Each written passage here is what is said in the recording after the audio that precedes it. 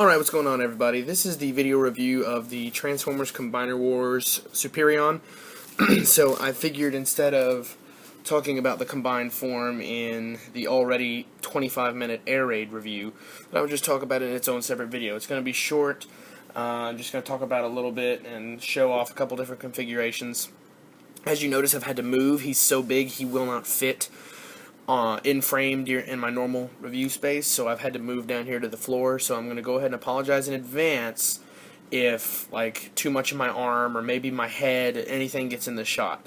So this is a really awkward setup, but hopefully everything will go okay.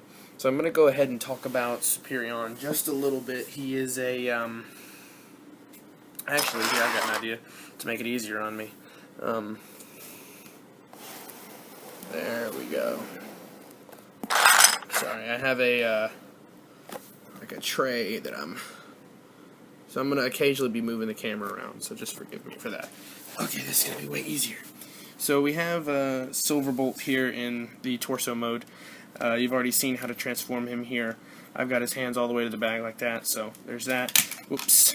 So Silverbolt is always the torso, and then we have as the legs, we have Air Raid and Skydive. This is, by the way, this configuration we're going into first is the Generation 1 style configuration. Obviously, not Firefly.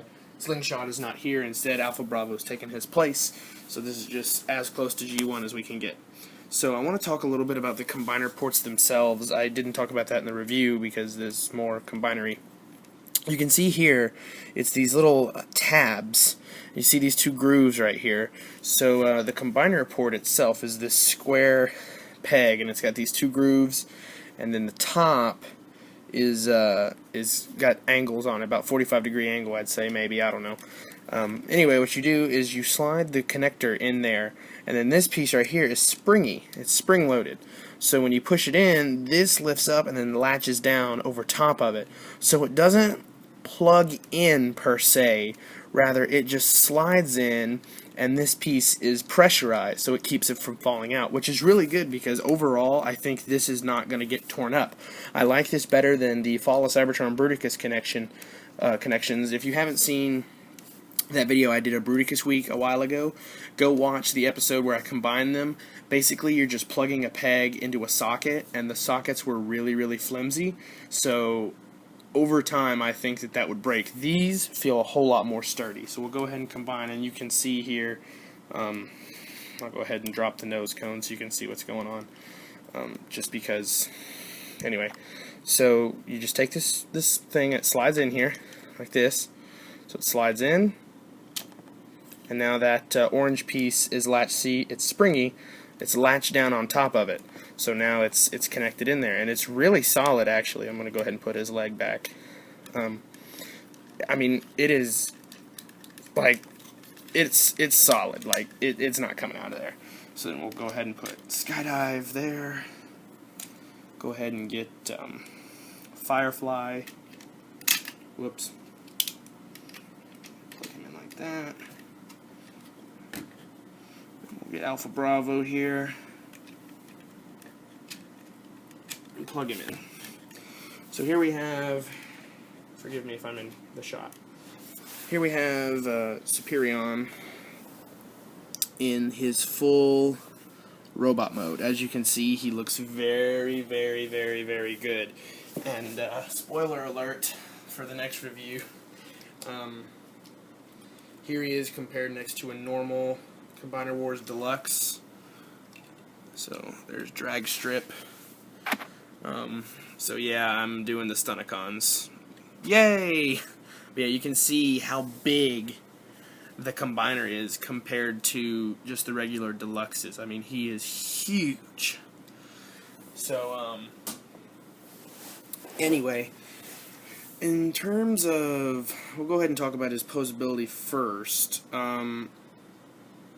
Actually, no, I'll talk about the things I don't like about him first, because that gets that bad stuff out of the way.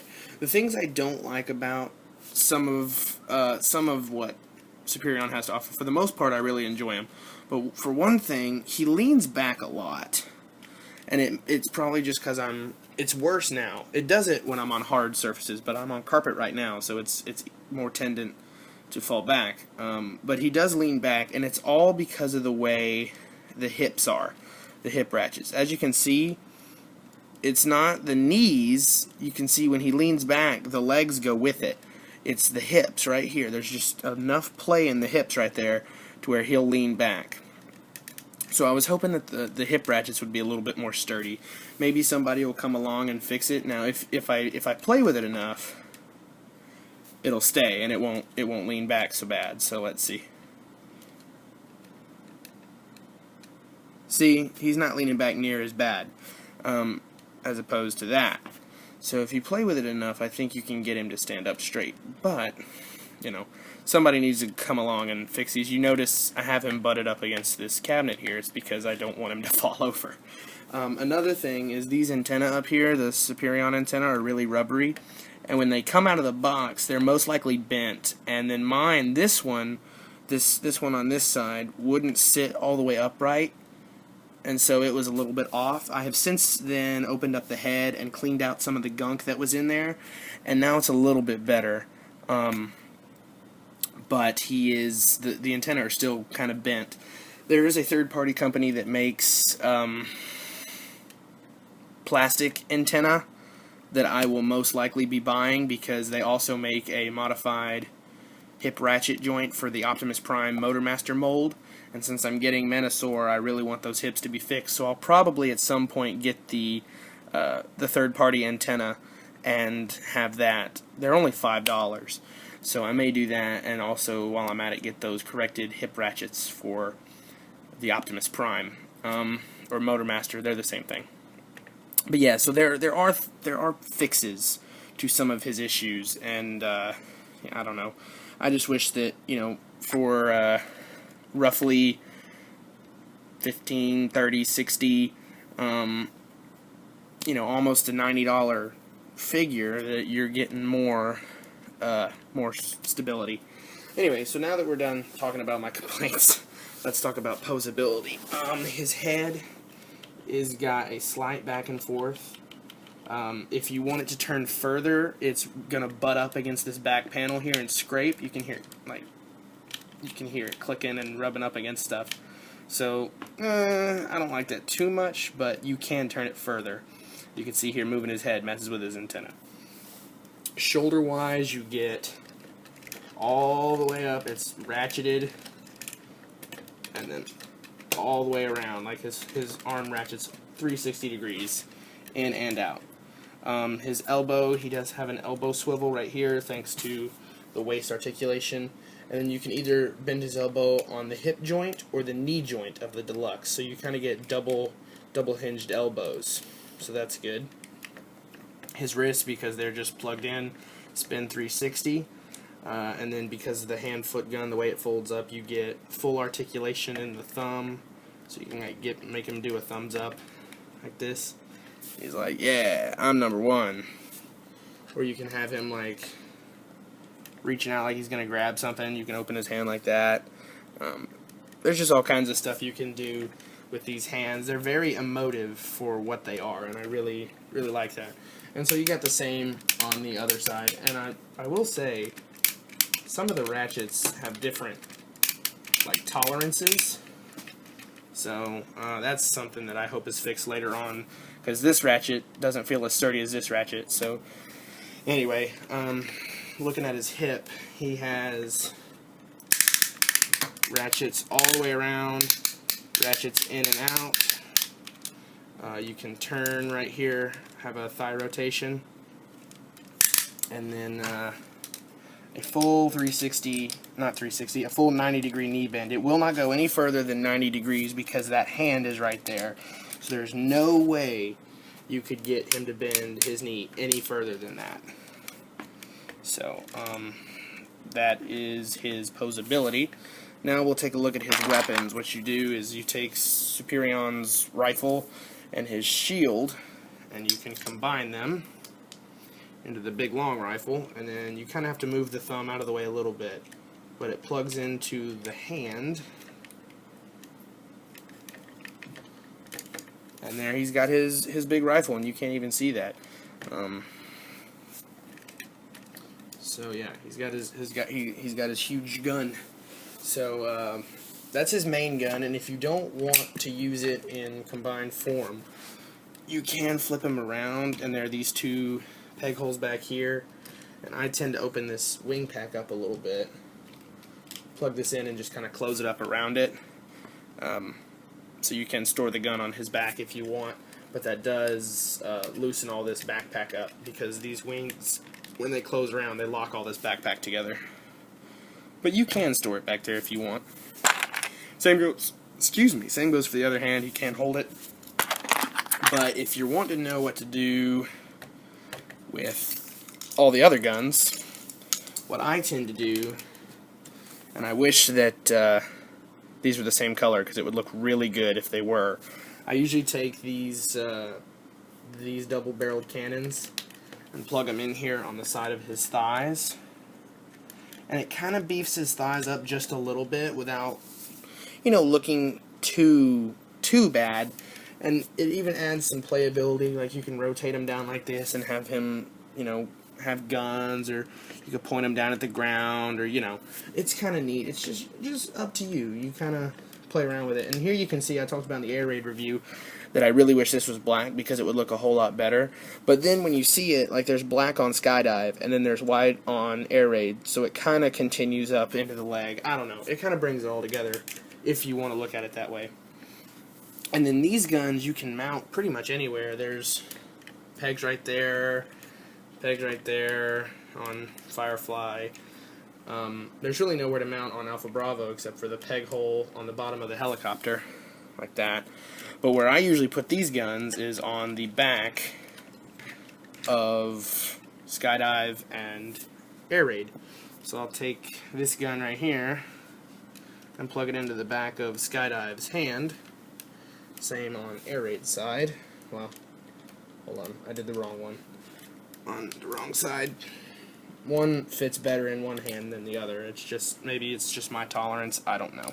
But yeah, I plug them in back here, and they kind of blend in, and they also add a little bit more bulk to the back of the leg, I think. So it just kind of shapes it out a little bit. And you can't even really see them if you don't... Sorry, I'm going to recenter him. If you don't like looking at them, you don't even really see them unless it's from the side. So, I mean, ultimately, there's an option. Now, for the G1 purists out there, I've heard a lot of, people saying that they don't like the legs being this way. They don't like all the jet junk being on the front because in G1, it wasn't like that and all this stuff. They're supposed to be this way, but you can flip them around to make them look like G1. So that's basically all you have to do is just turn them around. But instead of... You do have to make some sacrifice. You have to unhinge the nose cones on both of these guys. And then you have to flip the foot around, obviously, if you're wanting. So there's that. And then I'm just going to plug them in here. You know how they plug in, so I'm not going to worry too much about showing that. And then what I usually do is if I'm displaying them like this, I'll flip these hands, and I'll flip them down right here, and then kind of close the cockpit up around it. They don't lock in. Well, this one might. No, it won't. But anyway, it's worth doing because it kind of hides those hands a little bit from the back. And there he is with the legs backwards. And like I said, you do sacrifice all the knee articulation in this configuration because they don't bend that other way. They will only bend this way. So you're sacrificing your leg articulation, but that's a way to have it look like G1. Now, this is the way I like to display him, and it just coincidentally happens to be the way that Hasbro did all his product imagery. As you can see, we've done some cross-multiplying here. Firefly used to be here, and vice versa. So him and Air Raid have swapped spots. And same with Alpha Bravo and Skydive, they've swapped spots.